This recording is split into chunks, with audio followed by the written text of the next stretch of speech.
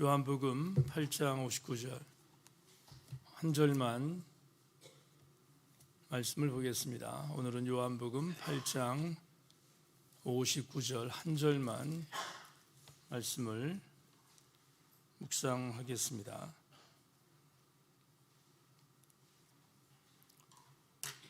같이 한번 읽을까요? 한 절입니다. 오늘 한 절 갖고 말씀을 나누겠습니다.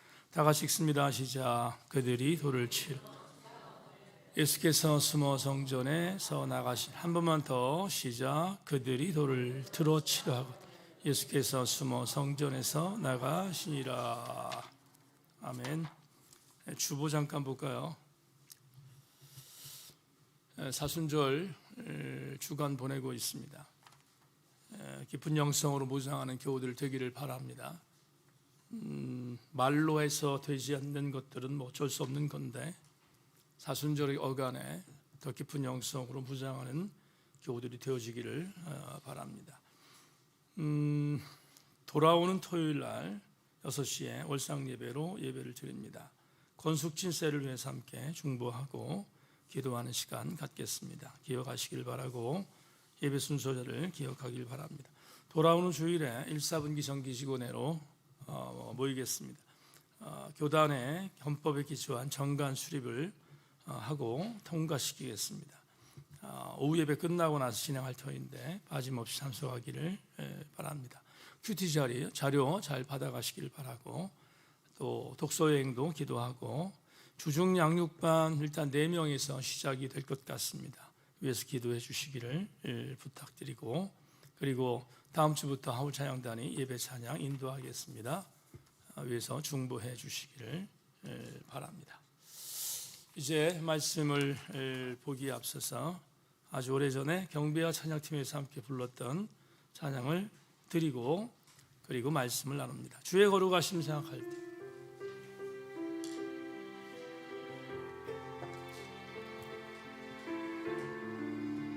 이 찬양 하나님께 올립시다.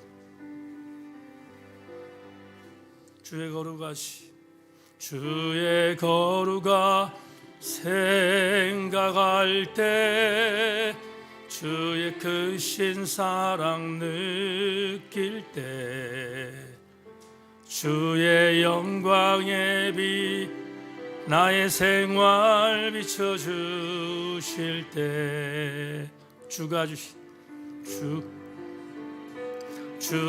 주신 기쁨 맛볼 때에 주의 사랑 속에 나 잠길 때 주의 영광의 빛 나의 생활 비춰주실 때 아멘 아멘 경배하리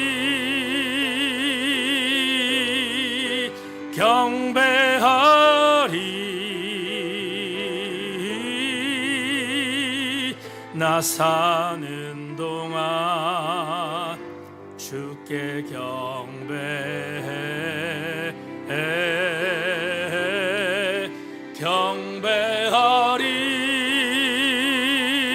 아멘 경배하리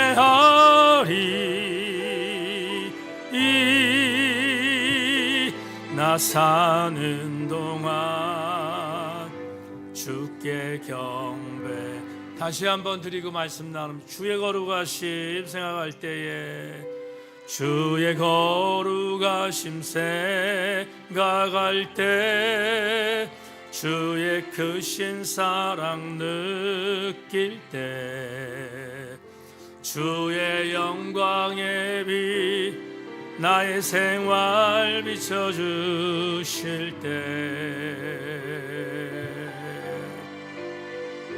주가 주신 기쁨 맛볼 때에 주의 사랑 속에 나 잠길 때 주의 영광의 빛 나의 생활 비춰주실 때 아멘 아멘 선포하며 찬양합니다.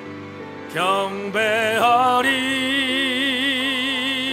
아멘 경배하리 아멘. 나 사는 동안 주께 경배해 경배하네 경배하리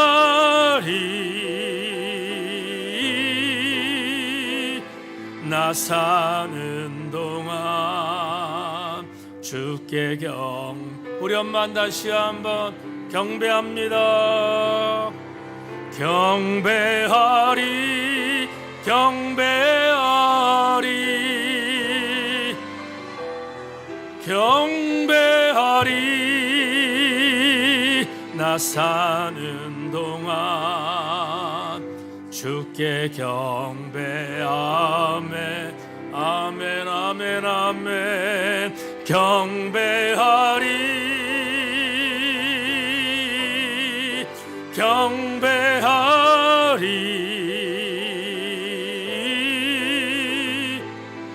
나 사는 동안 주께 경배해.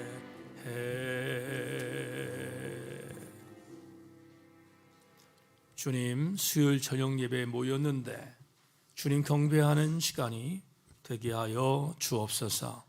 말씀의 은혜가 우리에게 접목될 때 아멘 하게 하시고 은혜 안에 침잠하도록 우리를 견인하여 주옵소서. 성령이 우리에게 말씀하실 것을 기대하며 소망하며 예수 그리스도 이름으로 기도합니다. 아멘. 자, 우리 인사 한번 합시다. 말씀에 기댈 것입시다. 인사하겠습니다.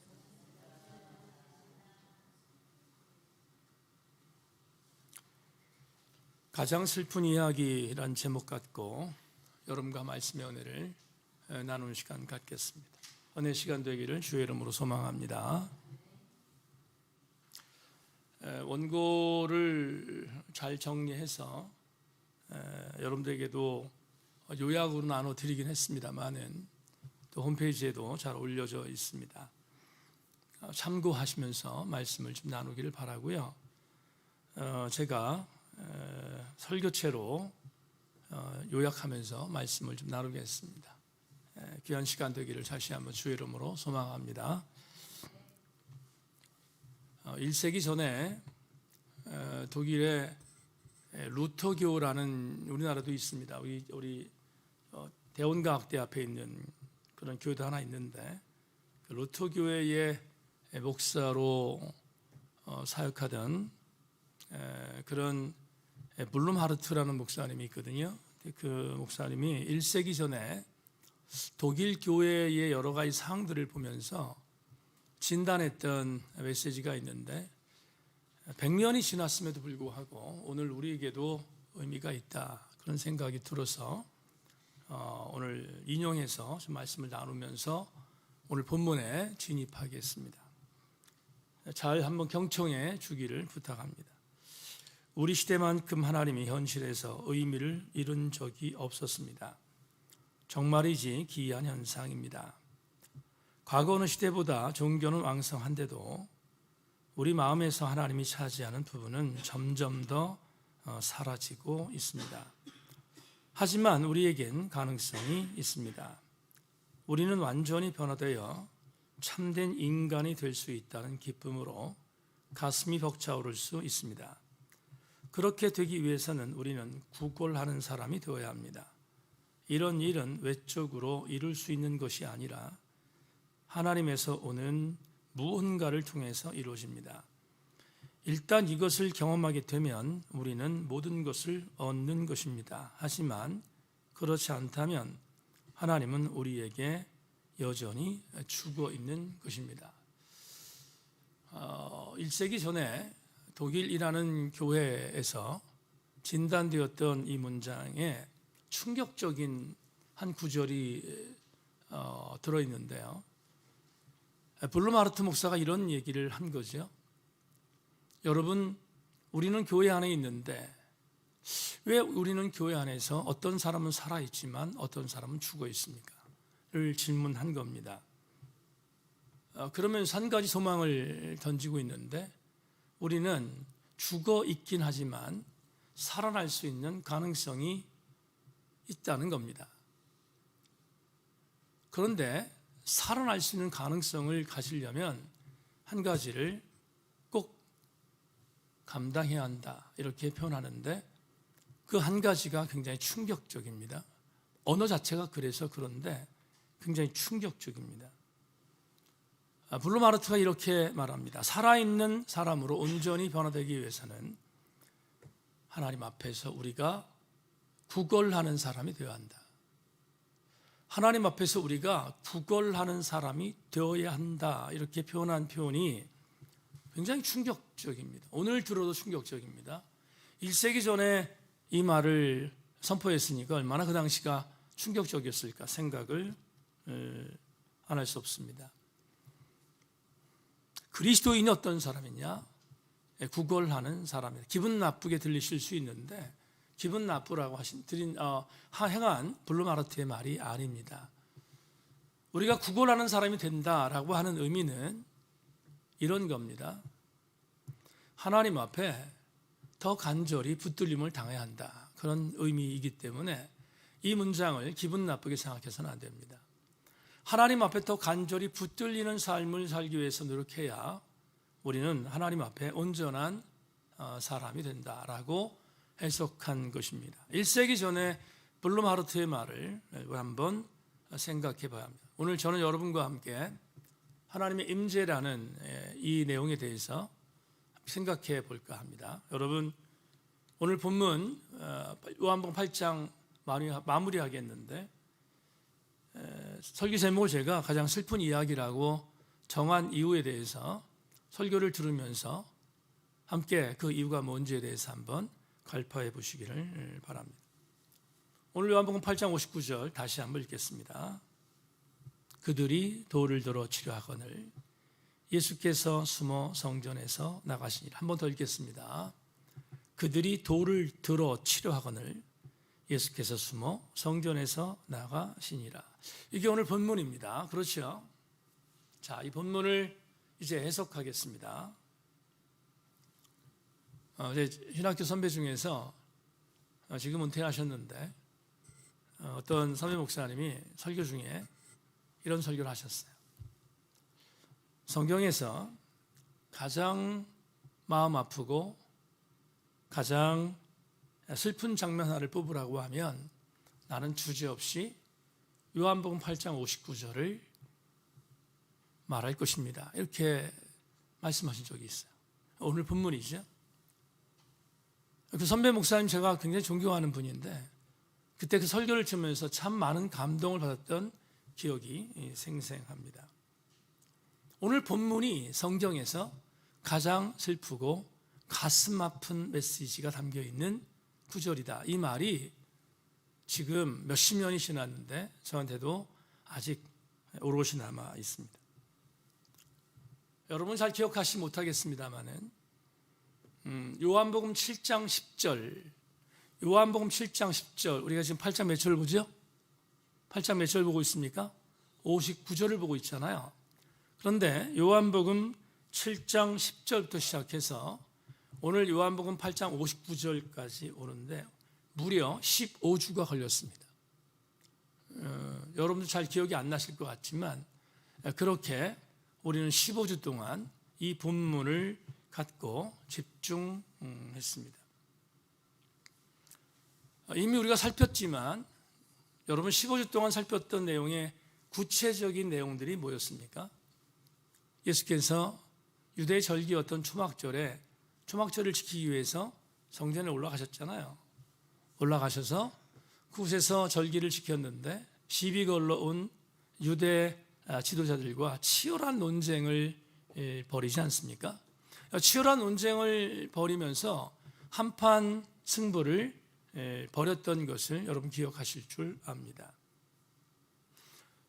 그런데 이미 살폈지만 15주 동안 살펴봤던 예수님과 유대인들의 한판 대결에서 하나님의 강력한 지지함을 따라서 예수께서 한판승을 거두셨습니다. 유대인들의 교리로는 예수 그리스도의 말씀에 대해서 대항할 수 있는 능력이 없었으니까 당연한 일이 아닐 수 없습니다. 헤게모니 싸움에서 한 나름대로 어떤 우위를 점해 보려고 했던 유대인들이었지만 주님은 헤게모니 싸움을 한 게 아니었기 때문에 이미 상대가 되지 않는 이 게임에서 한판승을 거두신 겁니다. 논쟁의 마지막 부분이 오늘 본문인데 우리 지난주에 봤잖아요. 논쟁의 마지막 부분을 다 끝내신 뒤에 마지막 결과물이 오늘 나옵니다. 이 결과물이 두 가지가 나오는데요. 오늘 본문에서 두 가지를 이야기를 하고 있습니다. 뭐냐? 첫 번째, 돌을 들어서 유대인들이 예수님을 치료했다는 것 있죠. 그 다음에 두 번째, 후반절에 나오죠. 예수님은 그 장소에서 빠져나가셨다라는 것이 오늘 59절에 있는 말씀입니다. 그러면 하나하나 지금 접근해 보겠습니다. 여러분, 왜 유대인들이 돌을 들어서 예수님을 죽이려고 했을까? 질문을 한번 던져보죠. 왜 예수를 돌을 들어 치료했을까? 이유가 뭘까? 여러 가지 정황들이 있는데요. 그 정황 중에서 단순하게 말씀을 드리면 치욕을 당했기 때문입니다. 어떤 치욕인가 하면 서슬이 시퍼랬던 나는 새도 떨어뜨리는 그런 유대 권력에 주께서 지지 않으셨거든요. 오히려 유대인들이 패배했으니까 치욕을 당한 것입니다. 그런데 기득권을 갖고 있었던 유대인들은 예수님께 졌다는 것이 인정하고 싶지 않았던 치욕이었는데 방법이 하나 있었어요. 이 방법이 뭐냐 하면 예수님을 생각해 보면 유대인들 갖고 있는 권력은 여러분 상대가 안 되는 권력이거든요. 그러니까 좀 말이 그렇습니다만 교리적인 싸움에서 패배했던 유대인들이 교리적인 치욕에 대한 부분을 갚을 수 있는 방법은 예수님을 신성모독이라는 하나님의 아들이라고 말하니까 신성모독이라는 죄를 뒤집어 씌워서 그를 죽이는 겁니다. 그러면 끝나는 겁니다. 죽이려고 했습니다. 그래서 오늘 본문에 보면 나온 문구가 뭐냐 하면 돌을 들어 치료했다라는 단어가 나오는 거죠. 그게 바로 오늘 본문에서 있는 아주 중요한 유대인들이 지금 분노하고 있는 증거 중에 하나입니다. 근데 깊이 들어가면 이건 표면적인 얘기고 깊이 들어가면 이런 겁니다. 예수를 살려두면 유대 종교가 흔들리는 것을 막을 수가 없는 겁니다. 더 이상 본인들의 입지가 흔들려서 안 된다는 생각을 갖고 나약했던 예수를 죽이는 것 그 하나면 끝나기 때문에 돌을 들어서 예수를 죽이려고 했던 이유가 바로 오늘 본문의 전반절에 해당되는 해석입니다. 불온한 자 그냥 남기면 안 되고요. 위험한 인물인데 유대 종교를 흔들어버리는 예수님을 그냥 묵과할 수 없어서 그를 죽이려고 했던 시도가 바로 전반절에 있는 메시지입니다. 자, 그런데 우리는 오늘 집중할 게 뭐냐 하면 후반절입니다. 후반절 뭐라고 되어 있습니까?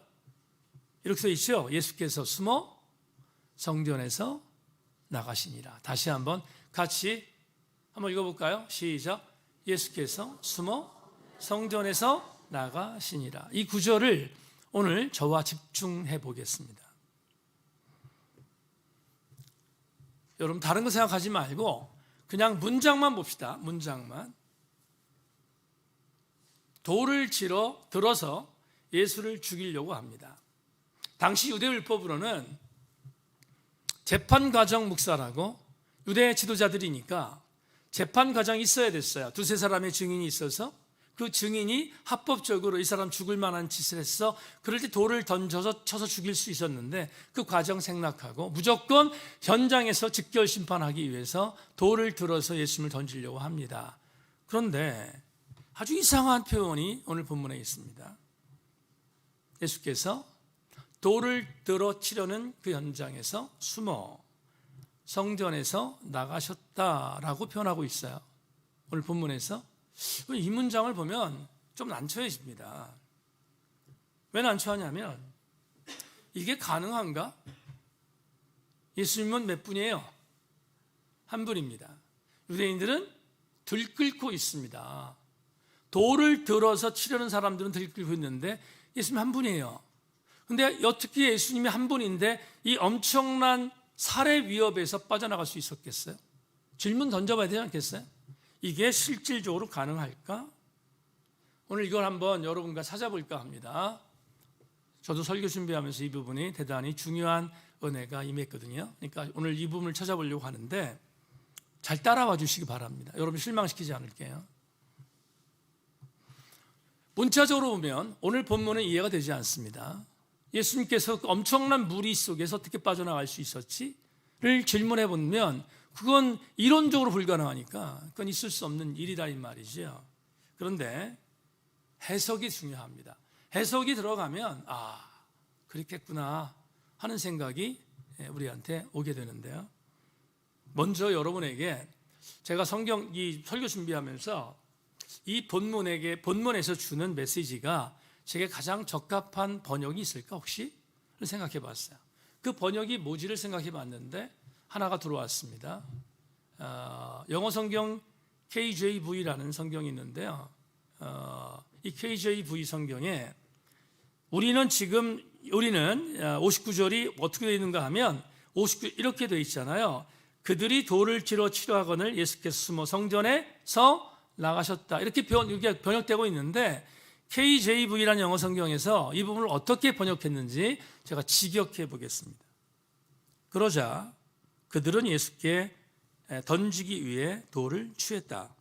하지만 예수께서는 스스로 몸을 숨기셨고 성전 밖으로 나가신 후에 그들 가운데를 가셨고 그렇게 지나가셨다. 한 번만 더 읽겠습니다. 그러자 그들은 예수께 던지기 위해 돌을 취했다. 하지만 예수께서는 스스로 몸을 숨기셨고 성전 밖으로 나가신 후에 그들 가운데로 가셨고 그렇게 지나가셨다. 이 구절 KJV 성경의 해석이 저한테 온 이유는 어딜 봐도 예수께서 지금 돌 들어서 치려고 하는 유대인들에 대해서 두려워하거나 살해 위협 때문에 기가 죽었다는 장면이 보이지 않습니다. 안 보여요. 어떻게 이렇게 담대하지? 돌에 맞아 죽을 지금 순간인데 어떻게 이렇게 담대하지? 이 생각이 드는 거죠. 이 번역을 보면 전혀 예수께서 두려워하는 장면이 보이지 않으니까 이게 도대체 뭐지? 그런 생각을 하게 됐습니다. 제가 설교자로서의 의도를 파악한 번역이라 소개한 것인데요.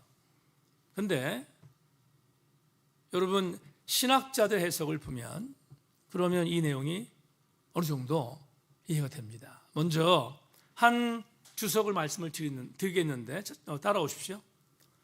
예수가 숨어서 성전에서 나갔다는 것은 그의 시간이 일 때까지 인간의 구속력을 신비할 정도로 피해 나간다는 것을 의미한다. 이게 무슨 말인가 하면 이런 거죠.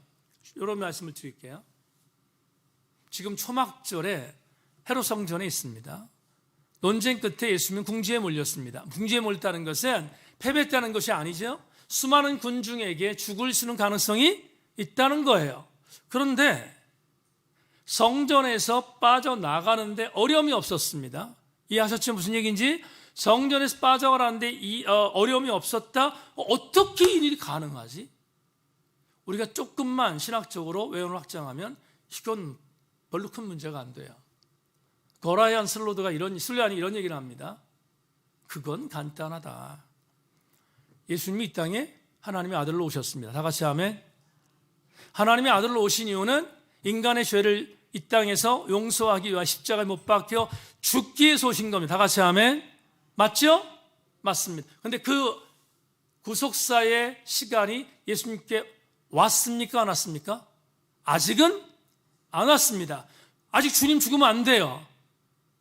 대속의 시간이 오지 않았어요. 하나님께서 대속의 시간이 아직 오지 않은 하나님의 아들을 하나님의 선한 일을 이루시기 위하여 절대로 죽게 하시면 안 됐다 이 말이에요. 다시 말하면 지금 헤롯 성전에서 예수께서 수많은 사람들이 돌을 던져서 죽이려고 하는 순간 그 성전을 빠져나올 수 있었던 것은 하나님이 그 성전을 빠져나가도록 주님을 보호하셨기 때문이다. 좋은 말로 할 때 아멘 하기를 바랍니다. 여러분, 이게 그냥 의격다짐이 아니라 뭐죠? 하나님의 주권적 권세가 얼마나 큰지를 보여주는 신학자의 해석입니다. 그런데 또 한 가지 제가 동의하는 게 있어요. 뭘 동의하냐면, 오늘 본문에 참 난처한 단어가 나오는데, 예수께서 성전을 빠져나가실 때 어떻게 빠져나가셨어요? 숨어라고 되어 있습니다. 그죠? 숨어라는 말이 나옵니다. 근데 숨는다는 이 단어가 우리가 번역하는 성경에는 그냥 숨는다라는 단어를 했겠지만, 여러분, 많은 신학자들이 숨는다는 단어를 정말 아름답게 해석했어요. 에큐루벨이라는 루베라는 이 단어를 이렇게 해서 숨어라는 말은 지금 돌을 들고 있는 수많은 사람들이 눈으로 볼 수 있었다는 거, 없다는 거예요? 없었다는 거잖아요. 숨어라는 단어의 의미 속에서 지금 돌을 들고 있었던 유대의 헤롯 성전의 유대인들이 예수께서 분명히 예수님 여기 있었는데 갑자기 그 자리에서 완 거예요. 없어진 거다 이 말이에요. 갑자기 없어진 거예요. 그러면 이걸 어떻게 해석해야 되지? 그런데 신학자들은 기가 막히게 해석합니다. 조금 전에 말씀드렸죠? 하나님의 아들의 때가 오지 않아서 하나님이 보호하셨어요. 그렇다면 하나님이 이렇게 하신 거라는 거예요. 어떻게 한 거냐면, 하나님이 헤롯 성전에서 위협을 당하고 있는 예수 그리스도를 보호하셔서 그 성전에서 공간 이동을 시켰다, 이렇게 해석하는 거예요. 근데 여러분, 공간 해석이 무슨 전설의 고향이 나오는 것처럼 해석하면 안 됩니다. 이게 왜 그러냐면, 이게 성경적으로 대단히 유익하기 때문에 그런데요. 하나님이 보호하셔서 예수 그리스도를 지금 곤란당원 현장에서 피하도록 공간 이동을 시켰다는 것도 동의하지만, 예수님은 하나님의 아들이시자 당신 스스로가 뭐였어요? 하나님이셨어요. 그렇다면 하나님의 아들이셨던 예수님은 그만한 능력이 있을까 없을까요? 있습니다. 여러분, 우격다짐이 아니라 성경적인 예를 하나 들겠습니다. 요한복음 20장 19절로 20절 말씀을 여러분 자막 통해서 확인하십시오. 이날 곧 안식 후 첫날 저녁 때에 제자들이 유대인들을 두려워하여 모인 곳의 문을 닫았더니 예수께서 오사 가운데 서서 이르시되 너희에게 평강이 있을지어다, 이 말씀을 하시고 손과 옆구리를 보이시니 제자들이 주를 보고 기뻐하더라. 다 같이 아멘. 자, 보세요. 주님이 부활하셨습니다. 예루살렘에는 살벌한 분위기가 형성됐습니다. 예수의 시체가 없어진 겁니다. 걱정했던 일이 일어났습니다. 가장 경계될 사람들은 예수님을 따랐던 제자들입니다. 제자들을 잡으려고 혈안됐습니다. 그걸 알고 있었던 제자들은 벌벌벌 떨면서 예루살렘의 한 공동체 지역에서 함께 모여서 벌벌 떨고 있었습니다. 벌벌 떨고 있었습니다. 왜냐하면 혹여나 모를 로마 군사들이나 아니면 유대 병사들의 급습에 대비하여 벌벌벌 떨고 있었습니다. 근데 성경이 이렇게 말합니다. 그들이 모여있는 그 집에 문은 굳게 닫혀 있었다, 이렇게 표현하잖아요. 문이 굳게 닫혀 있었어요. 근데 그 현장에 부활하신 주님이 나타나셨어요. 나타나셔서 이렇게 말합니다. 얘들아, 두려워하지 말아라. 너에게 평강이 있을지어다. 거기 도마가 있었습니다. 도마에게 너 내 옆구리와 내 손에 너 손을 넣어봐라, 이렇게 말씀하시잖아요. 근데 저 오늘 그런 도마에 대한 얘기 하려는 게 아니라, 보세요. 문이 굳게 닫혀 있습니다. 우리는 제자들이 있는 장소로 들어가려면 반드시 문을 열어서 들어가야 합니다. 왜? 우리 인간은 시공간의 제한을 받습니다. 근데 주님은 문을 열지 않았습니다. 제자들이 있는 장소에 나타났습니다. 그분은 시공간의 제약을 받지 않으셨습니다. 왜 그럴까요? 그분은 하나님이시면서 하나님의 아들이셨기 때문입니다. 그러니 성경이 이렇게 말하고 있으니, 여러분, 헤롯 성전에서 돌 던져 죽이려고 하는 유대인들에서 그 현장에서 빠져나가는 건 아무런 문제가 없습니다. 하나님의 아들 예수 그리스도의 권능은 충분히 그럴 수 있다는 것이야. 여러분 여기까지 이해하셨으면 아멘하기를 바랍니다. 여러분에게 우격다짐 아닙니다. 성경적인 얘기 말씀드렸습니다.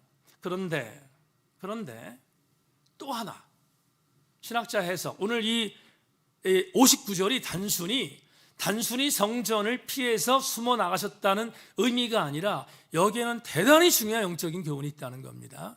그것 때문에 요한복음 기자가 9장 59절을 남긴 겁니다. 한 예를 들겠습니다. 에스겔 10장 18절을 주목하십시다. 제가 읽겠습니다. 여호와의 영광이 성전 문지방을 떠나서 그룹들 위에 머무르니. 다시 한번 같이 시작. 여호와의 영광이 성전 문지방을 떠나서 그룹들 위에 머무니. 이 마지막 교훈에 주목합시다. 제가 오늘 설교 준비하면서 가장 많이 은혜에 동참한 메시지입니다. 에스겔 8장을 보면 솔로몬 성전에 거하시던 하나님께서 분노하십니다. 예루살렘의 우상 숭배가 들끓었고 하나님이 도저히 이 예루살렘 솔로몬 성전에 거주할 수 없는 기가 막힌 랜덤들이 벌어지고 있었습니다. 그래서 참다 못한 하나님께서 천사들에게 명령합니다. 얘들아, 나 여기서 도저히 있을 수 없다. 내가 여호와의 성전을 버리겠다, 떠나겠다, 그렇게 말씀합니다. 말씀한 뒤에 에스겔 10장 지금 읽었던 18절에서 정말 슬픈 이야기가 기록되어 있습니다.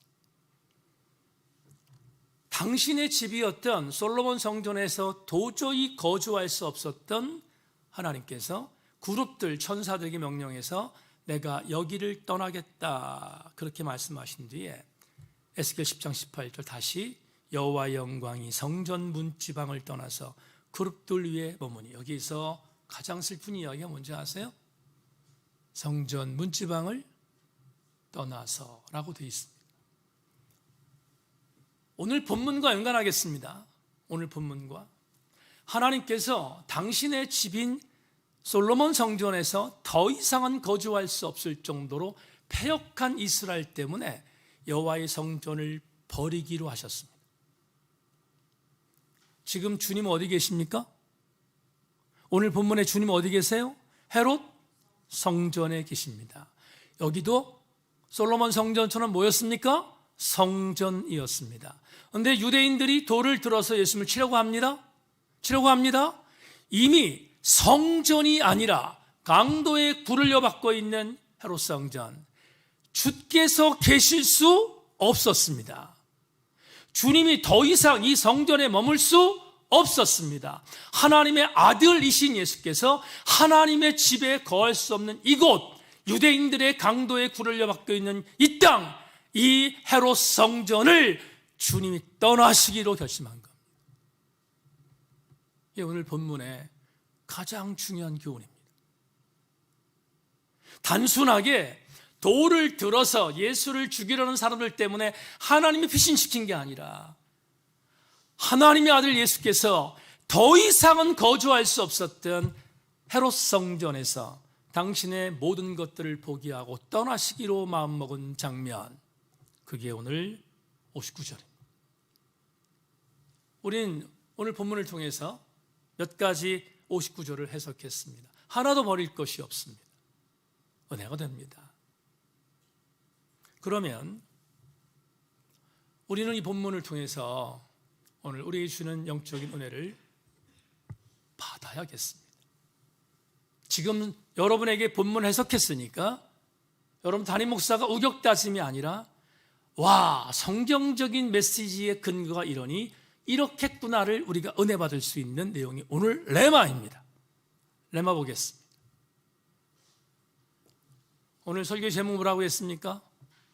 가장 슬픈 이야기. 여러분, 교회와 성도에게 일어나는 가장 슬픈 상황은 교회도 성도도 하나님의 임재가 떠나는 것입니다. 하나님의 임재가 떠나는 순간 교회와 성도는 가장 슬픈 상황이 됩니다. 명심하십시오. 하나님의 임재가 내 안에서 사라지면 그때 우리의 인생은 가장 슬픈 이야기가 됨을 잊지 말아야 합니다. 제가 사사기서 강해를 통해서 책을 냈을 때 사사기 8장에 아주 강력한 메시지를 전한 게 있습니다. 여러분, 하나님이 기드온을 미디안의 압제에서 구원하기 위하여 사사로 만드시기 위해서 많은 양보를 하셨습니다. 다 말씀드릴 수는 없고요, 많은 양보를 하셨습니다.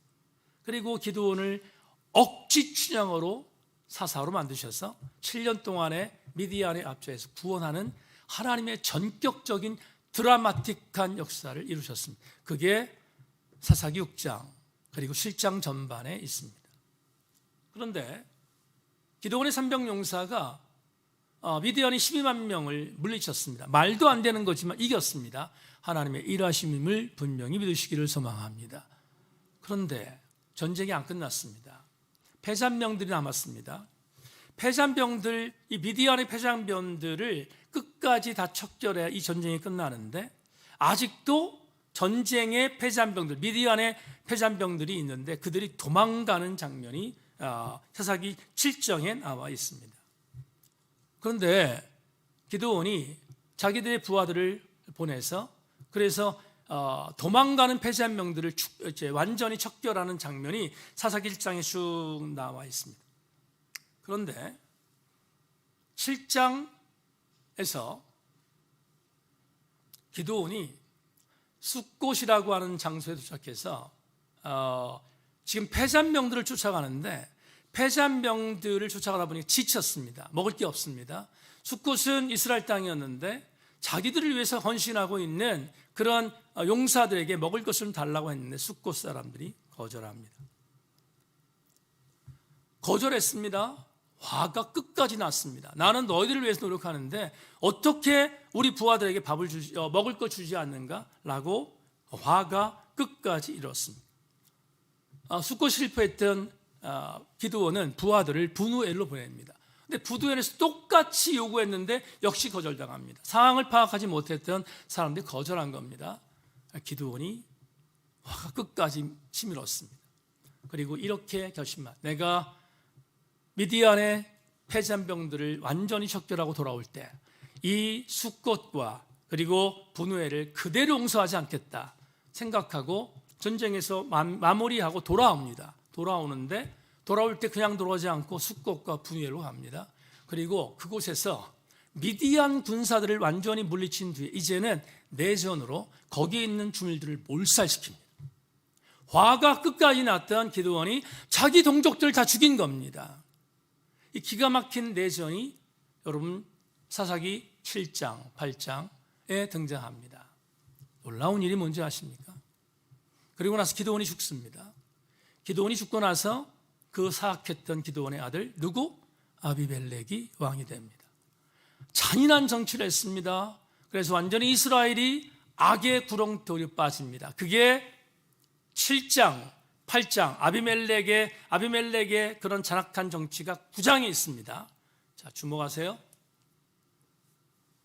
제 책에 썼는데 놀라운 일이 뭐냐 하면 하나님은 6장에서 기드온을 선택하셔서 미디안의 압제에서 이기게 만드신 하나님 것을 곳곳에 선포합니다. 기드온아, 내가 너와 함께다. 내가 너와 함께 할 것이다. 나는 너와 더불어 싸울 것이다. 하나님이 계속해서 기드온에게 용기를 줍니다. 격려합니다. 그런데 놀라운 일이 뭐냐 하면 7장 15절 이후에 9장까지 아비멜렉의 잔악한 정치가 나올 때까지 단 한 번도 하나님의 이름이 나오지 않습니다. 단 한 차례도 나오지 않습니다. 사사 기자가 왜 이렇게 집요하게 썼지? 의도적입니다. 여러분, 하나님을 잊어버린 시대는 무슨 시대? 사사시대. 하나님의 이름이 상실된 시대는 사사시대. 오늘 본문에 있는 말씀으로 레마로 적용합니다. 그리스도인들에게 있어서, 교회에게 있어서 가장 비극적인 삶은 하나님이 내 안에서 사라질 때, 하나님이 내 안에 사라지는 그 순간 나는 전부를 잃는 비극의 주인공이 됩니다. 오늘 우리에게 주는 은혜가 뭔가? 이것입니다. 그러므로 제천세인교회와 제천세인교회 성도들은 어떤 일이 있어도 하나님의 임재에서 이탈되지 않는 교회와 성도가 되라는 권면입니다. 오늘 저녁에 나오신 여러분, 우리 교회에 반추하며 적용해 보겠습니다. 여러분에게 적용해 보겠습니다. 여러분의 교회는 하나님의 영광이 있는 교회일까? 여러분이 섬기고 있는 여러분의 가정에 하나님의 임재가 있는 가정일까? 물어보십시다. 약 10초 동안 생각해 보십시다. 내 가정에 하나님의 임재가 있는가? 내가 섬기는 제천세인교회 하나님의 임재가 있는가? 한번 묵상해 보십시다.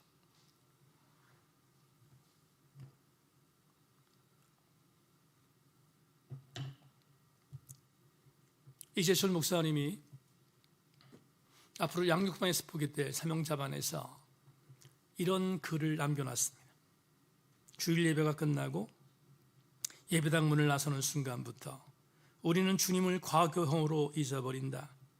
한국 그리스도인들이 간증을 좋아하면서도 삶이 성숙해지지 않는 것은 결국 주님을 과거형으로만 기억하기 때문이다. 하나님의 임재는 과거형이 아닙니다.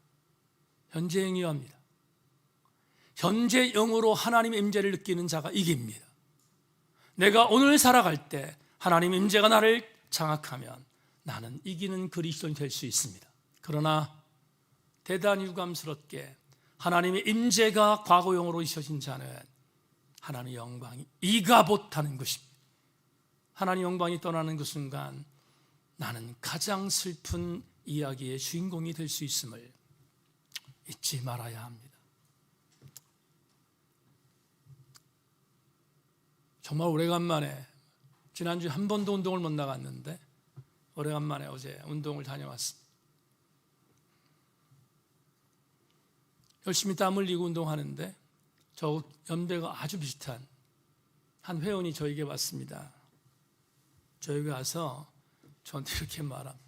목사님, 제가 사는 아파트 같은 동에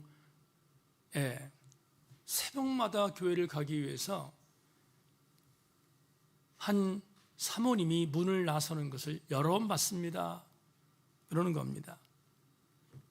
그래서 제가 어떤 분이 새벽 예배를 나가는구나 하는 생각을 했습니다. 그분이 저한테 이렇게 물었습니다. 그래서 제가 그 사모님한테 이렇게 말했습니다. 어느 교회 다니십니까? 그랬더니 그 사모님이 이렇게 말했다는 겁니다. 나 세인교회 다닙니다. 그랬다는 거예요. 그랬더니 그 회원이 아주 반색하며 제가 담당하는 탁구장에 세인교회 목사님 나오시는데요. 그랬다는 거예요. 그래서 그 사모님이 저도 압니다. 우리 교회 목사님 그 탁구장에 나가서 열심히 운동합니다. 그렇게 서로 교제했어요. 근데 어제 그 남자분이 저한테 했던 말이 참 가슴에 와닿습니다. 목사님, 아침에 새벽에 새벽 예배를 나가는 표현이 그렇습니다. 그 사모님을 볼 때마다 왠지 모를 경건함과 거룩함이 풍깁니다. 남의 얘기라도 아멘하기를 바랍니다.